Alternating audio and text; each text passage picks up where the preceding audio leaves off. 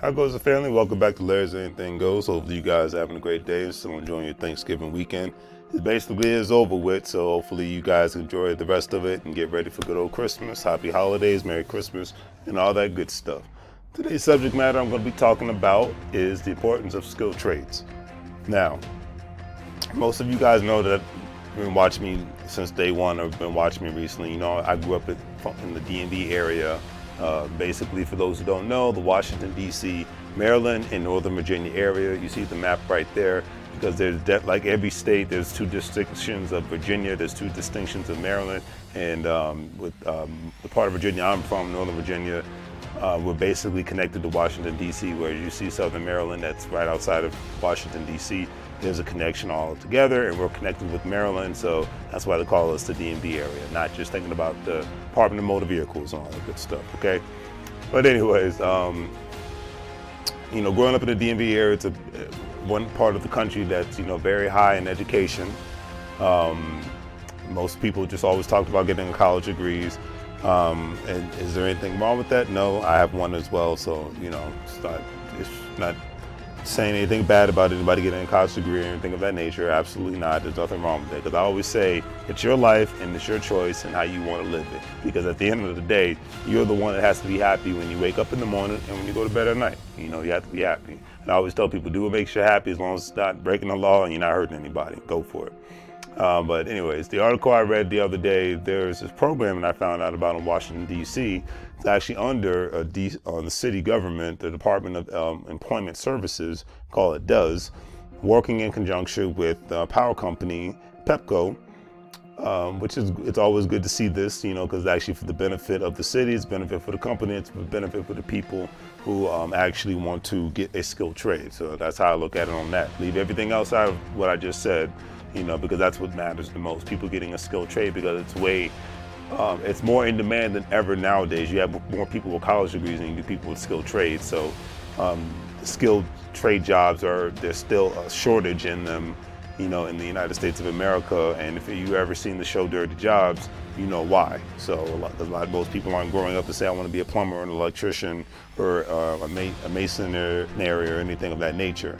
You know, but great skilled jobs, great paying jobs. So, and I'm basically just going to talk about that. You know, but yeah, the city and the company have done a great thing, and they call it the PEPCO Utility Training Program at DC Infrastructure Agency, DCIA.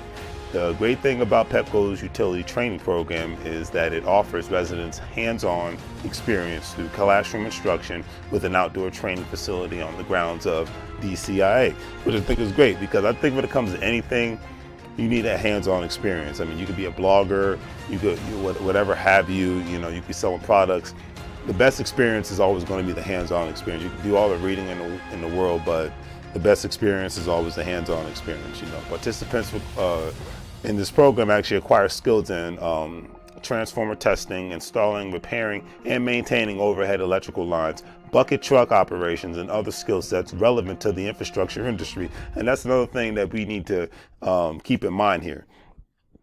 The infrastructure industry within the United States of America, no matter what coast or that you live on, if you live in the middle, it's always going to be in high demand, because to maintain infrastructure is always going to be needed. One. Two, when events do happen, like hurricanes, earthquakes, etc., and so forth, tornadoes, you know, no matter what part of the country you live in, these things happen. And even if you don't experience that, but you experience a snowstorm or whatnot, skilled trade jobs are always going to be in high demand.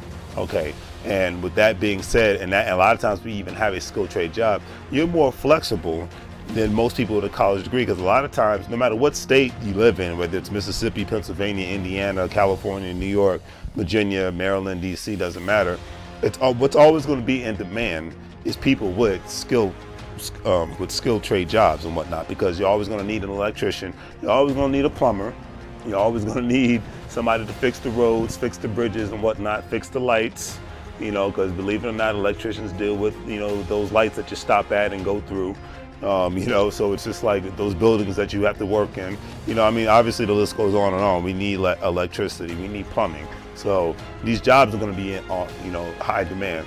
I've met a lot of people that used to work and live in the DMV area, make good money, make the same amount of money or close enough to it, and live in a cheaper state like Pennsylvania or Indiana, Georgia, the Carolinas and whatnot, and be a lot more happier. And I think when it really boils down to that work-life balance like they talk about, make sure that you're residing in a community that you actually love being in, you know. So that's just my personal opinion on that one. I know I kind of went off target with that one, but you know, I'm very passionate about the fact that when people are going after the goals and aspirations, it's not always just about the money. I know on this channel, Larry's Anything Goes, we always talk about the money, but using the money as a tool to the gateway to your own happiness. Because like I say, and a lot of other people always say, there's a lot of billionaires and millionaires and trillionaires out there that are very miserable people. So it's always something to keep, just to keep in mind. You know, it does not buy happiness, it buys things. It can open up the gateway to happiness, especially if you do what I'm trying to do, is free up your time a lot more, you know, because that's one thing we can never get back.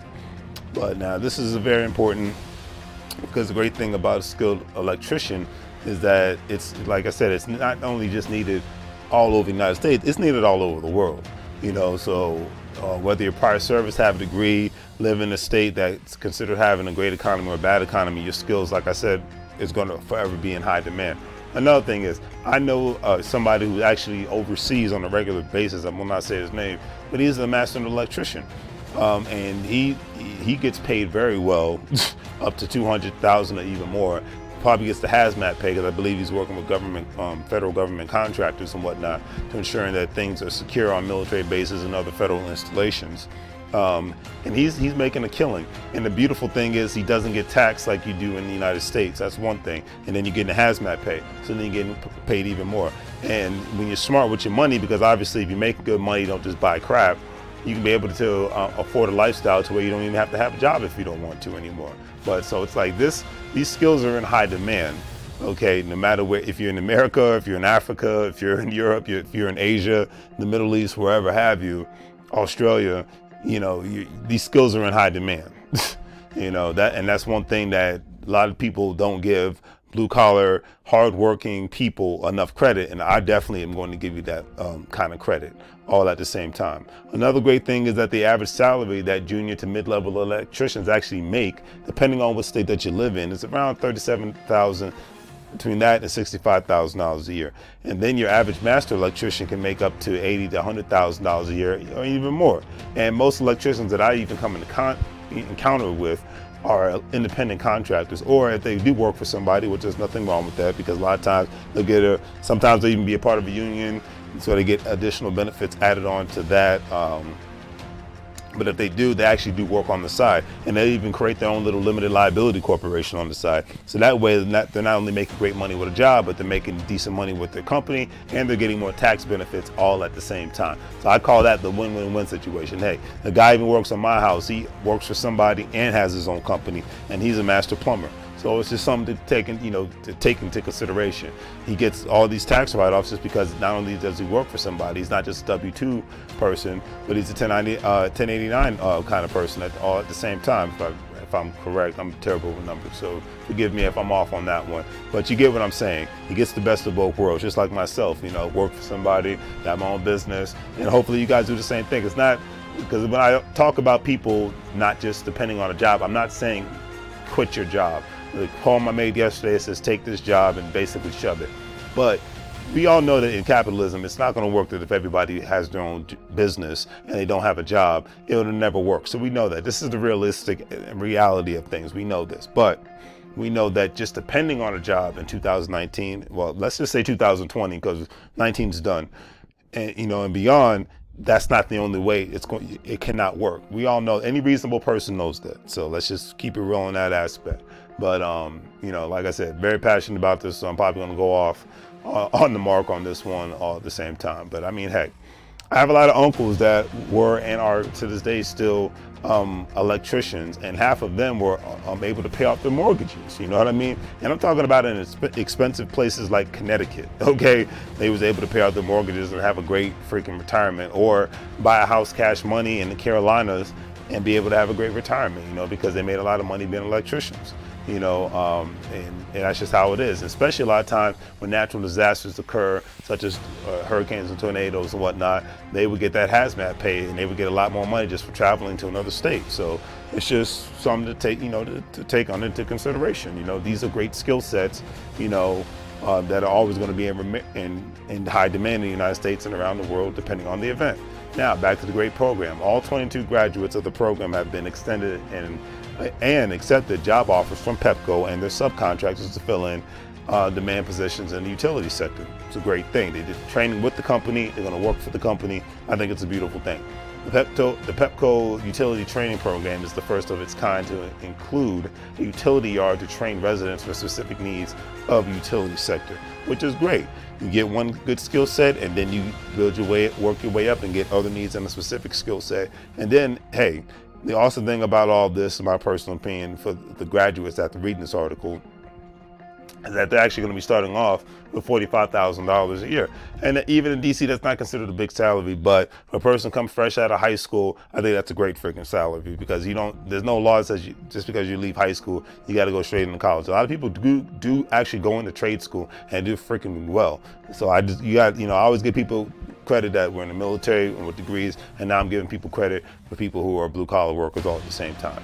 And for them, I know that's it's only the beginning. And if you guys are part of this program out there, the CIA Pepco Utility Training Program, not only please like the video, but let this be the first stepping stone in your life, and then continuously try to rise up and do other great things in life all at the same time. You know, because one of the students stated in the article, they said, this beautiful thing means I got a job now, and a good job now with great benefits. The student actually said, I got an opportunity to advance in life. I can do better for my family as well as my child, and be a positive role model in his community in the Washington, D.C. area. The person's name in the article, since it was in the article, I will mention his name, Delonte Garrett. He's a Southeast resident, and he graduated from the program. And if you listen to Delonte, man, keep doing your thing, brother, because proud of you, and I'm sure your family and friends are at the same time. You know, if you're familiar with DC, the community is actually located between Barry's Farms and Fort Stanton communities in the 8th Ward area of the DC Infrastructure Academy. Combines a series of hands-on classroom trainings that include the Quick Path to Transportation, Quick Path to Information Technology, Quick Path to Energy, ATSSA, Flagger, and OSHA 10 trainings. You know, since its opening, DCIA has provided the services to more than 1,500 district residents, which is a beautiful thing, and I hope that number continues to rise. All I hope with these new certified tradesmen is that they implement their new skill sets and promote more of an independent mindset, so that they will not only just work for the company, but they will create a company, and hence they can open the door to create additional jobs for other people at the same time. I'll give you another great example. A guy who does a lot of plumbing work in my house and my properties.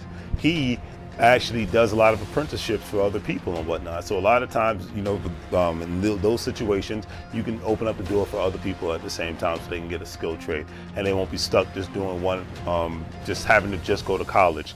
You know, a lot of people I went to high school with, a lot of times they were in an apprenticeship program while they were in high school, or once they got out of high school, and now they build houses, they work on air conditioning, heating systems, plumbing, electrical systems. I mean, the sky's the limit, okay? A lot of them are just a jack of all trades, okay? So a lot of times it just depends on the situation, and guess what?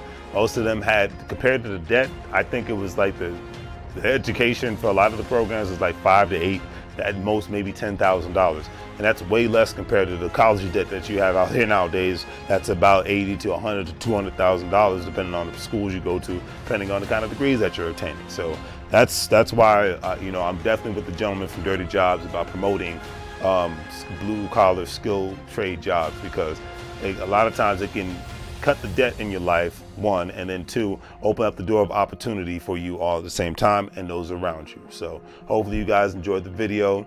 Please like, please share, definitely please subscribe. Thanks for watching as all at the same time. And remember, you can't get fired if you own the company. So if you're going to work with somebody all your life, that's cool. But have a little piece of a company and your name all at the same time too, because you need to have ownership and teach ownership not only to yourself, but into your friends, into your family, into the kids and everybody else around you, because that's what we're all about. 2020 is here. And it's time to do something different. Yes, having a job is fine, but owning something is better. That's my personal opinion. Hopefully you guys have a great day, and I will see you guys next time. Take care.